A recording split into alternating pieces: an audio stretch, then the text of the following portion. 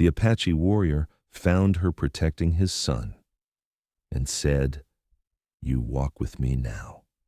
She didn't hear the boy at first. She felt him, a sudden small body slamming into her legs as if the whole prairie had turned against him, and when she looked down, she saw the terror in his wide, dark eyes before she saw the cut on his cheek or the dust streaked across his trembling hands. He clung to her skirt without a sound, shaking so violently she felt it through the fabric, and she knew in an instant that whoever he was running from was close. She barely had time to pull him behind her before a shadow spilled across the fallen grass, long, sharp, and cast by someone who moved with the certainty of a hunter. When she lifted her head, the Apache warrior was already on the ridge above them, bow half drawn, shoulders squared, gaze fixed on the shape of his son hiding behind her. He didn't shout or threaten, he simply watched her, a stranger standing between him and his wounded child, and the weight of that silent judgment was heavier than any arrow. She raised both hands, trembling but firm, stepping fully in front of the boy, and in that single breath the warrior understood exactly what she'd done. She had protected his son with her own body. The air tightened around them, the prairie holding its breath as the warrior descended the slope with steps as controlled as a stalking mountain cat, deliberate and unhurried, every movement declaring how sure he was that he'd find what he was searching for. She rose just enough to block more of the boy from view, her fear swirling with something stronger, an instinct that refused to let her move aside.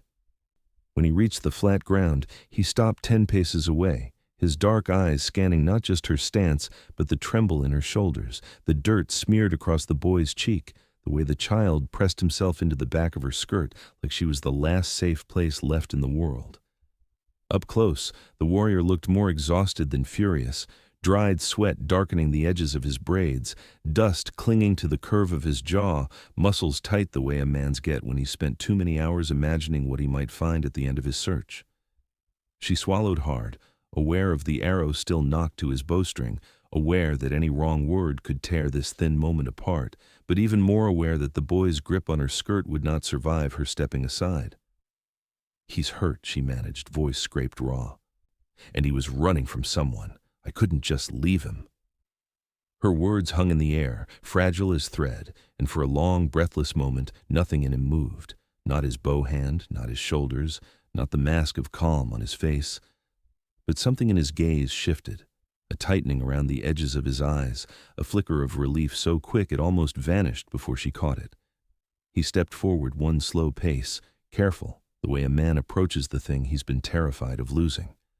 The boy whimpered and pressed himself deeper behind her, and she instinctively braced, though she wasn't sure whether she braced for the warrior to take him or to judge her.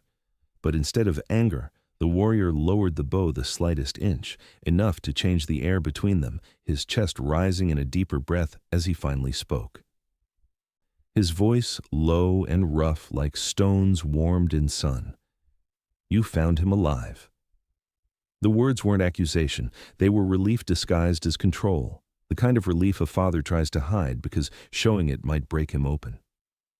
He looked at his son again, taking in every mark, every bruise, every sign that the boy had been chased far from safety, and when his eyes returned to her, there was something new behind them, not trust yet, but the beginning of recognition.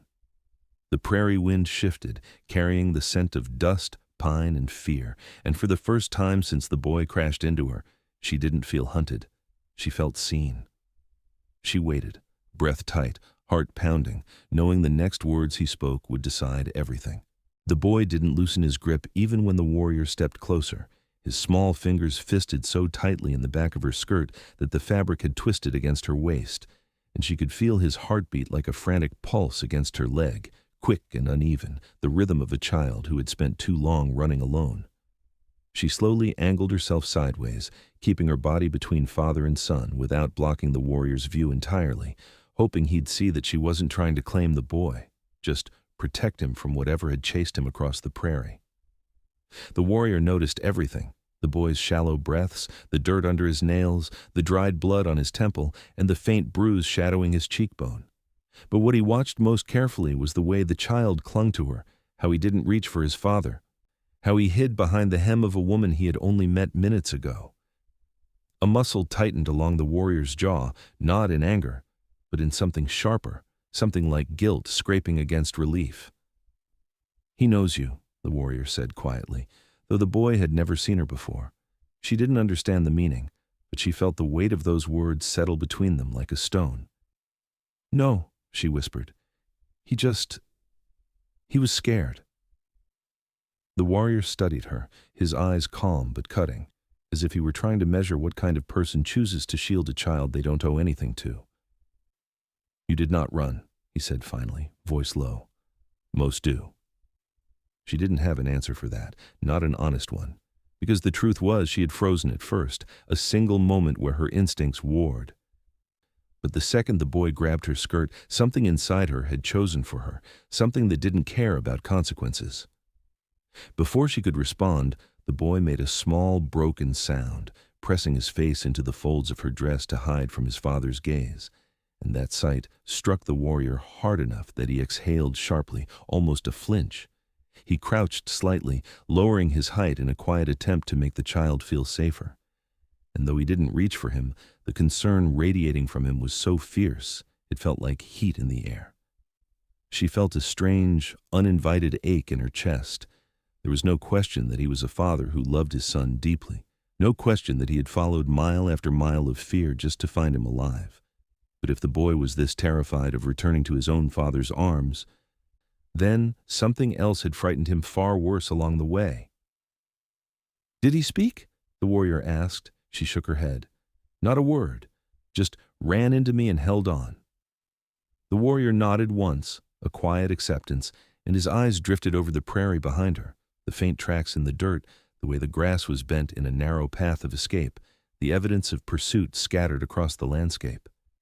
When his gaze returned, his voice carried a darker edge. "They are close." The boy trembled harder, as if the words themselves reminded his body of the danger. She instinctively placed a hand on the child's back, and the warrior's eyes flicked to that small gesture, something unreadable passing through them, a realization maybe, or the beginning of a decision forming in the silence. He straightened, but did not lift his bow. "You protected him," he said, "so he stands behind you. That is his choice." She swallowed, unsure what he meant by that, but the boy's hand twisted tighter in her skirt, as if agreeing. Something shifted in the warrior then, a subtle, quiet change in posture, the tension in his shoulders settling into something heavier and more resolved. He looked at her as though seeing not a stranger, but a woman who had stepped into the path of fear without hesitation, and his voice lowered into something almost ceremonial. "If he chooses to stand behind you," the warrior said softly, "then I must stand beside you." The boy stiffened, as if he recognized the significance in his father's tone, and the wind brushed through the grass in a slow, sweeping sigh. She felt her throat tighten, understanding only pieces of what those words meant, but feeling the rest in her bones. Before she could ask, the warrior turned his head slightly, listening to something distant, hoofbeats, faint but closing, and then his gaze snapped to hers, steady and unyielding, as he spoke the first warning that would bind all three of their lives together. "They return. Stay behind me."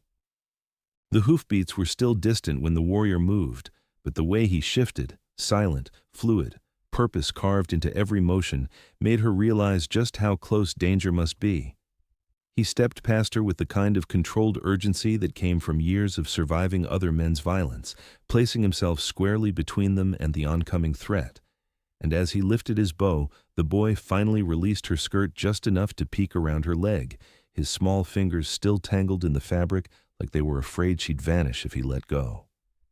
She crouched instinctively, one arm around the child, keeping his body tucked against hers as the warrior drew an arrow from the quiver at his back, the feathered shaft glinting faintly in the thin morning light.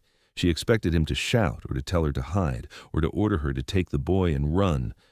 But he didn't waste breath on anything that would slow the moment. He simply stood firm, shoulders squared, eyes locked on the horizon, the full length of his shadow stretching across the ridge as if anchoring all three of them to the earth. The boy trembled against her side, and she whispered, "It's all right. He's here," though she wasn't entirely sure whether she meant the reassurance for the child or herself. The warrior didn't turn when he spoke. "3 riders," he said quietly, as if reading the wind.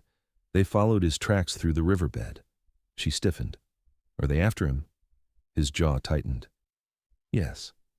The boy whimpered at that, a small, strangled sound that cut straight into the silence between them.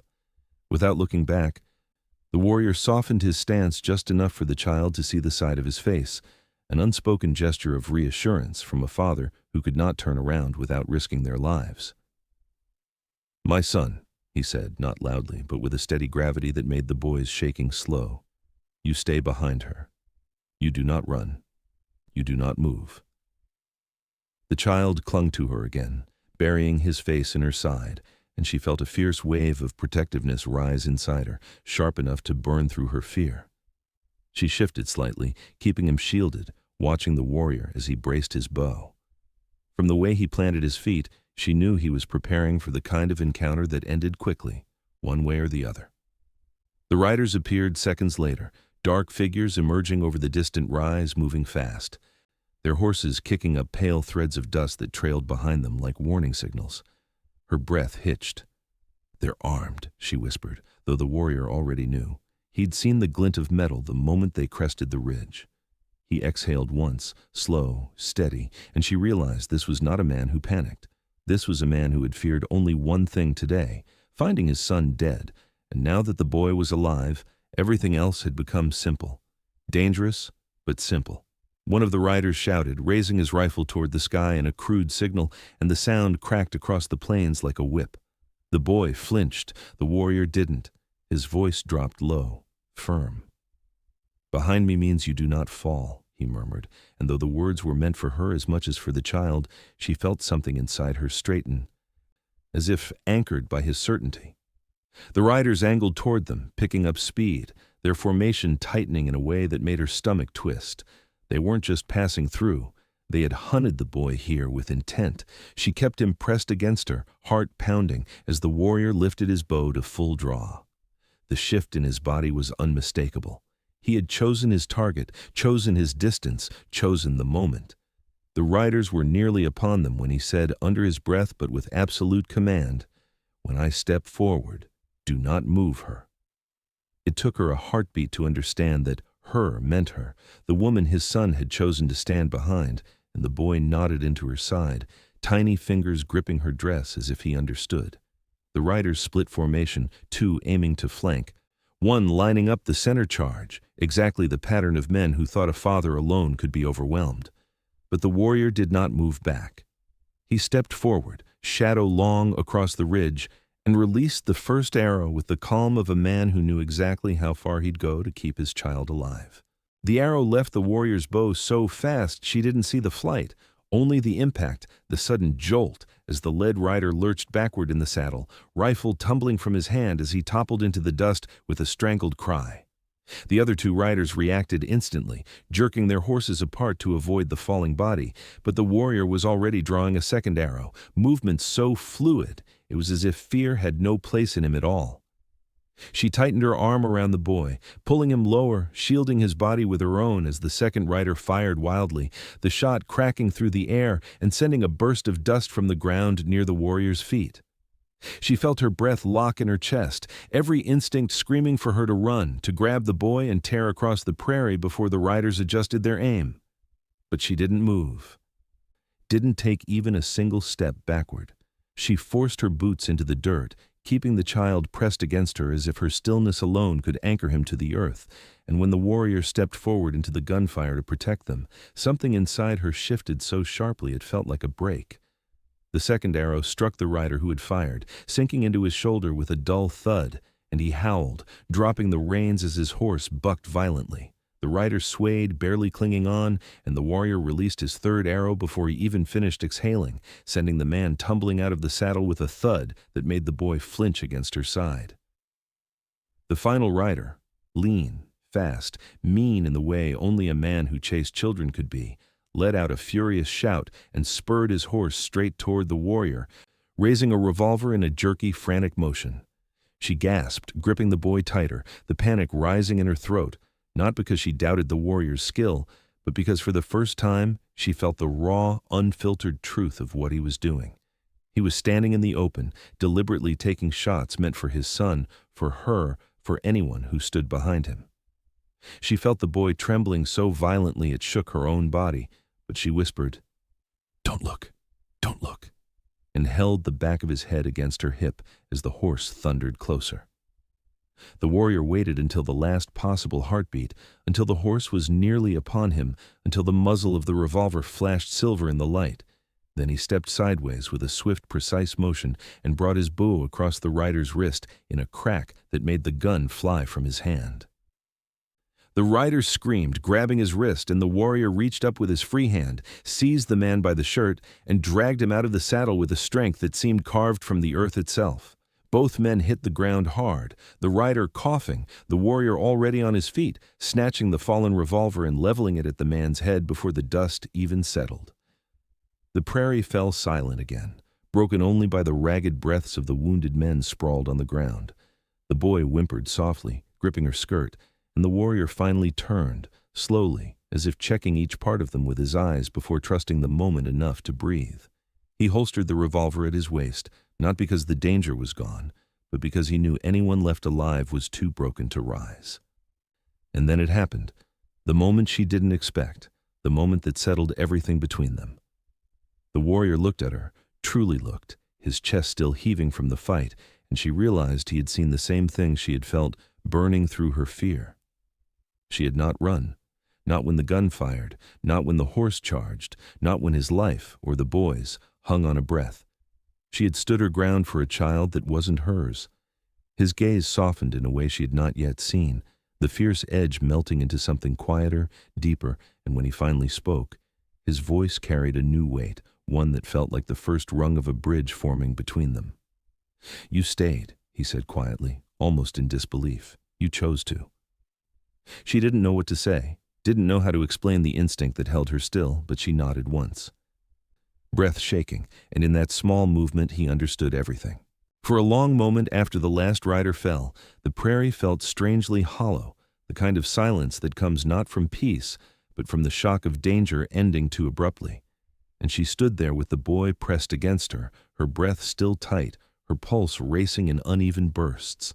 The warrior didn't move at first, as if he were giving the earth itself time to settle before trusting that nothing else was coming.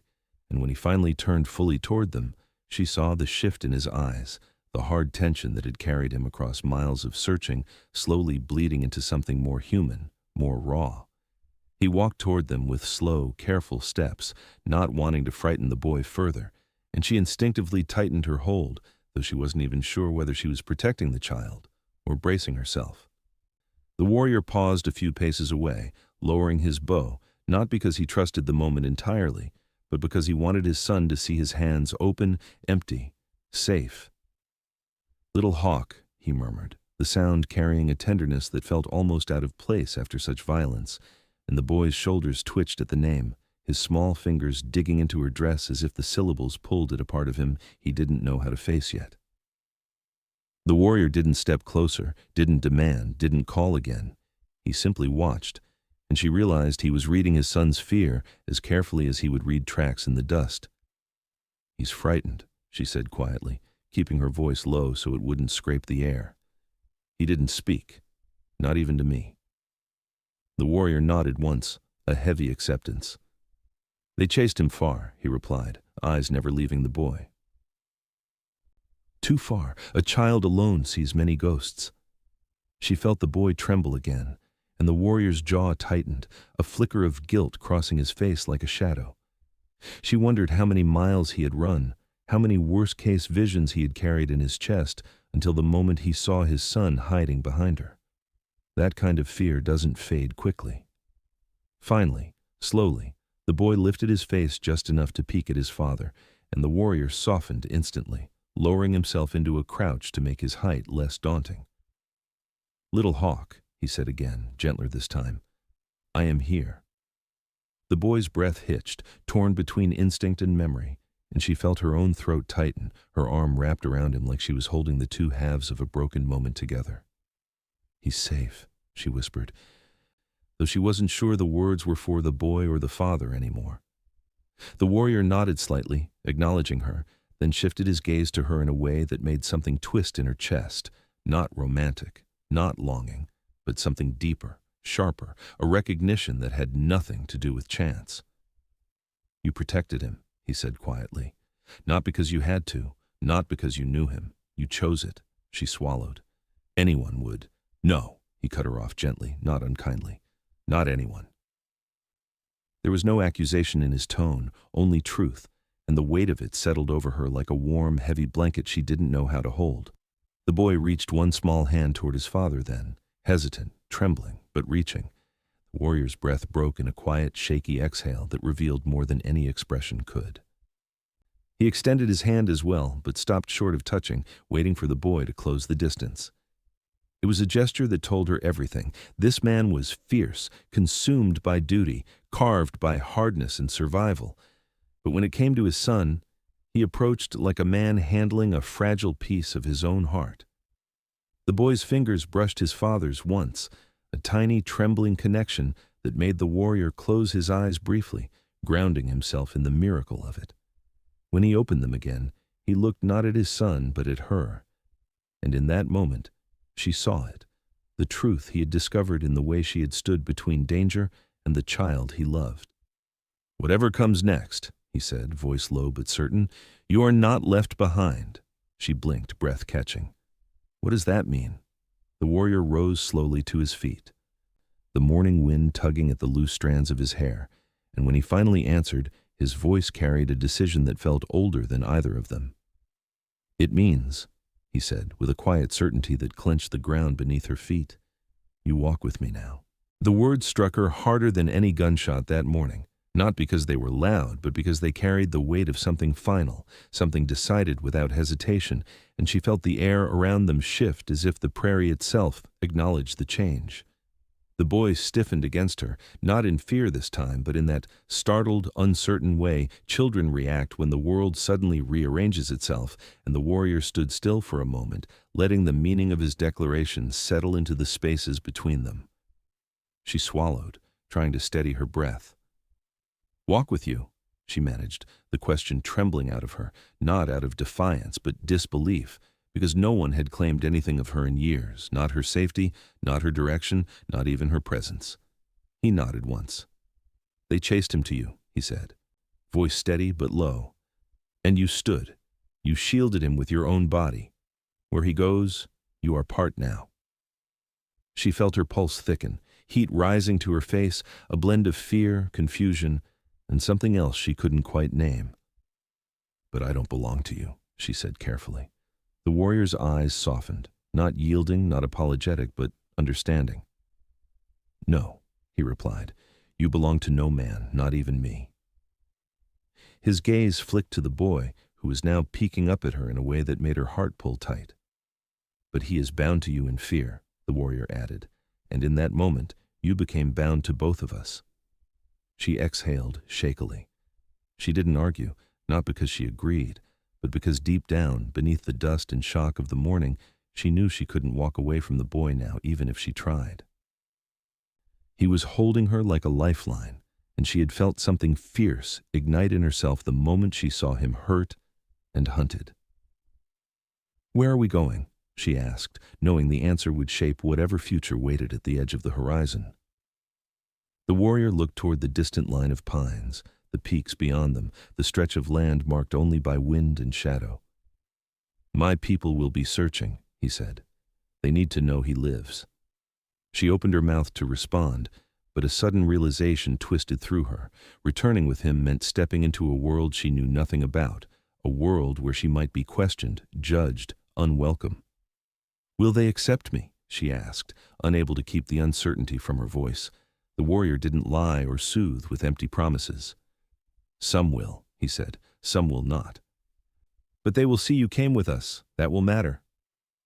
She didn't know if that comforted her or troubled her more. The boy tugged gently at her skirt, his small voice barely a whisper, shaky but clear. "Don't leave." The plea hit her like a blow. She knelt without thinking, brushing a strand of hair from his face, her voice catching as she whispered, "I won't." She didn't know how she could promise such a thing, but looking into his frightened eyes, she knew it was already true. The warrior watched them in silence, something unreadable settling in his expression, and when she rose again, he stepped slightly to the side, leaving a space between them, not a command, not an order, but an invitation shaped by necessity and honor. "We travel together," he said. "If danger returns, we do not meet it alone." She hesitated, glancing back at the bodies of the riders sprawled across the grass. The prairie stretched far and empty, carrying the faint echo of the violence that had nearly taken the boy's life. There was no safety here, no shelter, and no turning back. She nodded once. "All right." The warrior inclined his head in acknowledgement, then turned toward the distant ridge, adjusting the strap of his quiver with the quiet assurance of a man who had long carried responsibility heavier than weapons. He took a few steps forward, then paused when he realized she hadn't yet moved. He looked back, his voice calm but edged with meaning. "Your path changed when you did not run," he said. "Do not fear walking it now." She felt something inside her shift, a click, a settling, a resigned acceptance mixed with a strange, fragile courage. She gathered her skirt, adjusted her stance, and with the boy holding her hand now instead of her skirt, she took her first step after the warrior, feeling the weight of a new life forming with every footprint in the dust. They walked for nearly an hour across open prairie before the land began to rise in slow, gentle swells that hinted at the foothills beyond. The warrior keeping a steady but cautious pace a few strides ahead, scanning the horizon with the vigilance of someone who had learned long ago that danger rarely came from the direction you expected. She followed with the boy's small hand wrapped around her own, his grip no longer frantic, but still tight enough to tell her he hadn't shaken off the fear that clung to him like dust. The morning sun warmed their backs, drying the sweat on her palms, but nothing about the quiet calmed her, not the whisper of grass against her boots, not the distant cry of a hawk, not even the fact that the riders behind them had fallen silent.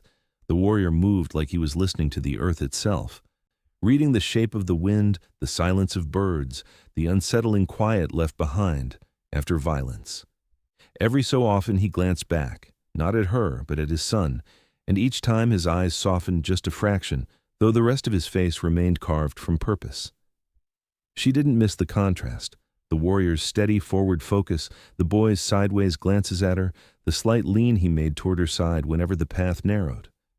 She wondered what story he saw her in now, rescuer, stranger, shield, and whether that story would change once they reached his people. The warrior finally slowed when the prairie dipped into a shallow valley where a narrow stream cut through the earth like a silver ribbon. He stopped at the water's edge, knelt, and cupped a handful without drinking, letting it run through his fingers as though testing the temperature, the flow, the scent of it. "We rest here," he said without looking back. She helped the boy kneel beside the stream, dipping her hand into the cool water and letting him splash a little, the sound of it breaking the tension that had clung to them since the fight.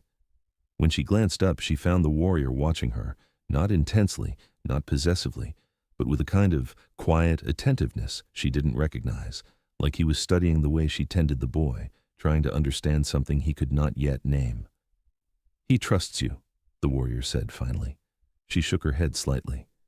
He was terrified. He just didn't want to be alone. "Fear does not choose lightly," he replied, dipping his hand back into the stream before drinking. "A child runs toward the place he hopes is safe." She looked down at the boy, who had begun tracing small circles in the mud with one finger, calmer than he had been since dawn. The warrior's words settled in her chest, warm and heavy, unsettling in a way she couldn't explain. "Will your people accept me?" she asked quietly. The warrior lifted his gaze, and for a long moment he didn't speak. "Some will question," he said. "Some will watch, but they will see that little Hawk stands beside you, not behind me." She blinked. "What difference does that make?" "Among my people," he said slowly, "a child's choice is a powerful truth. If he trusts you enough to walk with you, others will look deeper before they judge." His eyes drifted to the boy again, but this time something like gratitude softened his expression. "And I will speak for you."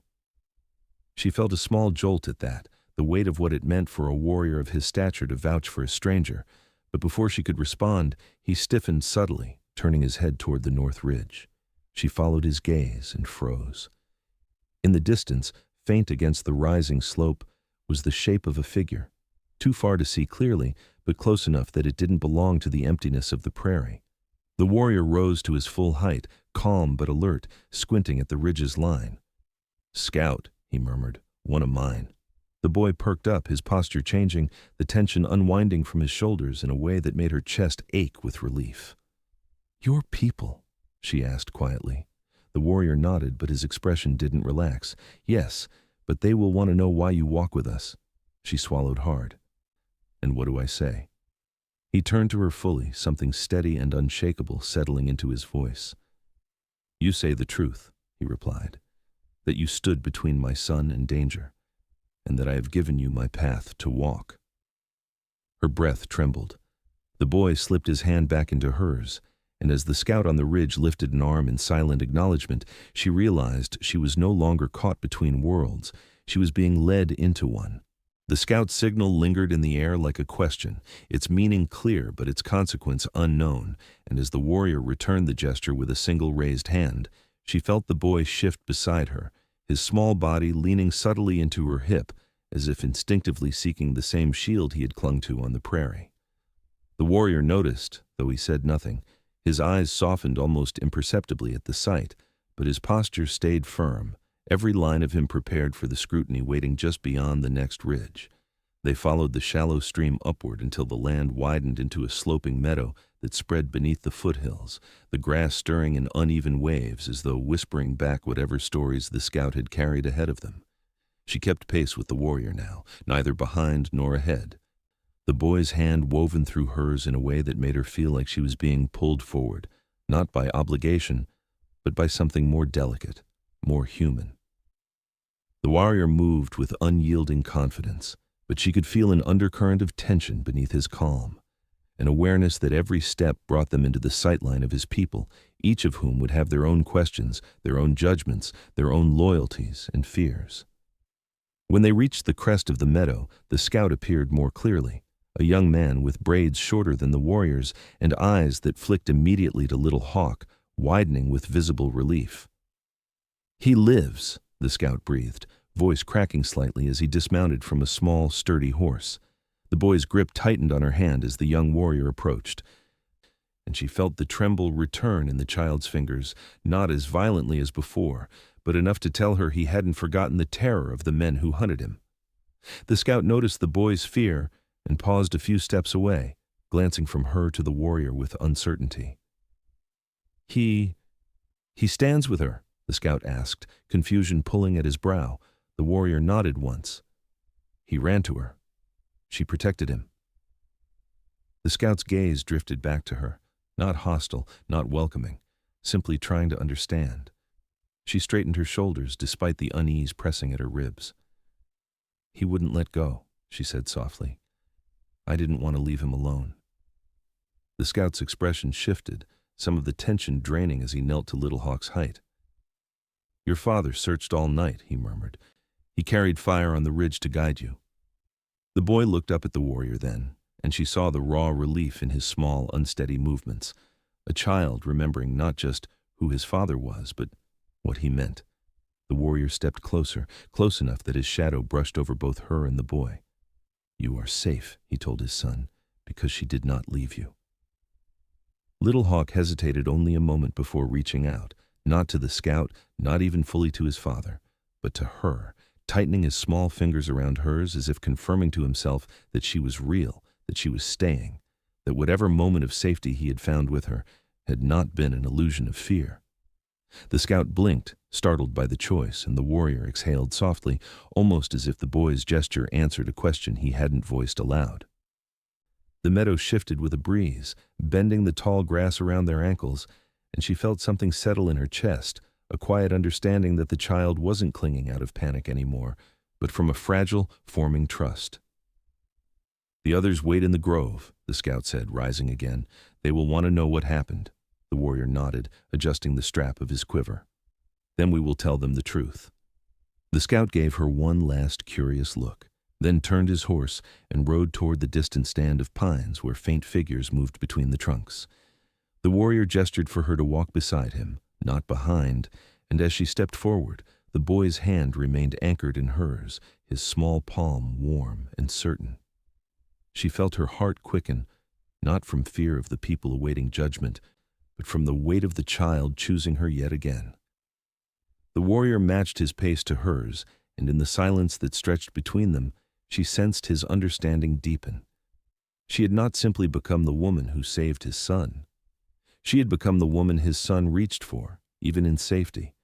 And in the world she was about to enter, that truth would carry more meaning than she knew. The grove rose from the base of the foothills like a quiet sanctuary, tall pines forming a protective ring that softened the wind and muffled the world beyond. And as they approached, she could see faint shapes moving through the trunks, figures who paused when the scout rode in, their silhouettes shifting with a mixture of hope, fear, and tightly guarded relief. Little Hawk slowed beside her, his steps smaller, tighter, but his hand never left hers, and when the warrior noticed, he subtly positioned himself on the boy's other side, creating a silent shield that told her she didn't need to carry the child's fear alone anymore. The scout dismounted with quick, urgent movements, speaking rapidly to those who gathered around him. She couldn't understand the words, but she understood the way several heads snapped toward the warrior. How their eyes flared when they saw the boy alive, how a few of them pressed hands to their chests in gratitude or shock. But then, as inevitably as a shadow stretching across the ground, their gazes slid to her. Some curious, some suspicious, one or two openly wary. She felt the weight of it like a pressure against her ribs, a reminder that she didn't belong here, that she was stepping into a world she had no map for. The warrior sensed the tension before she did. He stepped forward, not separating himself from her, but standing so close their shoulders nearly brushed, a quiet declaration that she wasn't here as an intruder, but as someone he had chosen to bring with him. "They look to you for explanation," she whispered, keeping her voice low so it wouldn't tremble. "They will have it," he replied, his tone steady with the authority of a man who did not fear judgment, not for himself and not for her. The first to approach was an elder, hair threaded with silver, posture straight despite the years etched into his face. He looked at Little Hawk first, and the grief that flickered across his features, relief battling the memory of the possibility they had feared, was so raw she felt her throat tighten. Then his gaze shifted to her, cool but searching. "She stands with us?" the elder asked. The warrior nodded. "She stands because she protected what is ours." The elder's eyes moved to the boy again, and Little Hawk pressed closer to her leg, half hiding behind her in the same way he had on the prairie. That single gesture sent a ripple through the gathered warriors, silent, subtle, but unmistakably significant. The elder exhaled slowly, turning to the others. "A child's fear speaks loudly," he said, "but so does a child's trust." Several warriors murmured in agreement, though she could feel the undercurrents of uncertainty still winding through the grove like cool air. The warrior stepped closer to her, just enough that the side of his arm brushed hers, a quiet, deliberate signal of solidarity. "We will speak tonight," he said to the elder. "By fire, all will hear what happened." The elder nodded, and the small gathering began to disperse, preparing for whatever counsel the evening would bring. She released a breath she hadn't realized she'd been holding. "Will they decide my place?" she asked softly. The warrior shook his head. "Your place is not theirs to decide." Little Hawk tugged at her hand then, pointing toward a small cluster of shelters nestled deeper in the trees. "Come," he whispered, voice soft but urging. She blinked, surprised by the invitation, but the warrior nodded for her to follow the boy. "He wants you near," he said. "That's enough for now." As they walked toward the shelters, the boy never once let go of her hand, and when they reached a small fire pit in the center of the grove, he sat beside her as though he had always known where she belonged. When dusk settled and the council fire crackled to life, the grove filled with warriors, families, and quiet expectation. The elder stood first, the warrior at his side, and she felt Little Hawk press against her shoulder, his small presence steadying her trembling breath. The warrior spoke then, not loudly, not dramatically, but with a clarity that carried through the entire grove. He told them of the riders, of the chase, of the moment he found his son alive only because a stranger had stood between death and a child she didn't know. "She did not run," he said finally, "not even when death came close." Murmurs passed through the crowd. Firelight flickered across faces, shifting from doubt to consideration. And then Little Hawk did something none of them expected, something that sent a sharp, quiet gasp through the grove. He reached up, took her hand in both of his, and held it tightly in his lap, as if offering his own testimony without a single word. In the stillness that followed, the warrior's voice carried the final truth of the night. We stand because she did. The fire crackled, silence deepened, and in that silence, she realized they weren't judging her anymore. They were listening. They were believing. They were seeing her, not as an outsider, but as someone who had stood with one of their own, someone who now stood with all of them. That night, under the shifting glow of firelight and the soft weight of a child's trust, they stood as one. Dawn crept into the grove with a softness that felt undeserved after a night so heavy with judgment and revelation, pale gold light threading between the tall pines and touching the embers of the council fire where they still glowed faintly, as if reluctant to surrender the memory of everything spoken in their circle.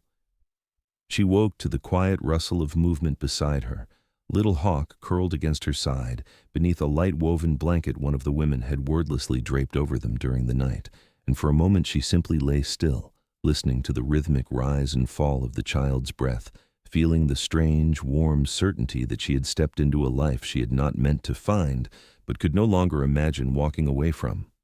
The grove was stirring, soft footsteps, muted voices, the crackle of new fires being lit for morning tasks.